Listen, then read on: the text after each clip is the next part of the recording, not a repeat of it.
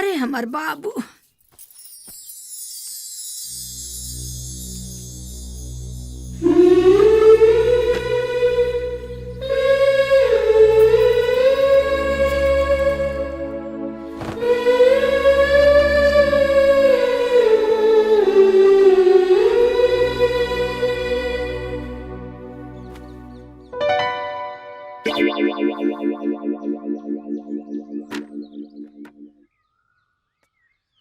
ए काजल, जी दादी।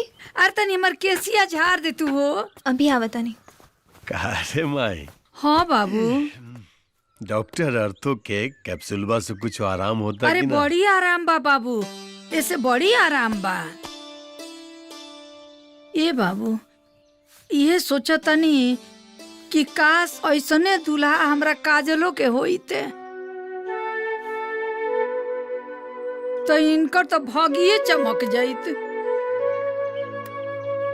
अब माई, अब मीता हमरा एको बार बोले रहित ना ता मैसन लक्ष्मी जैसन पुतौ हाथ से जा दी अब थी। का कहिए।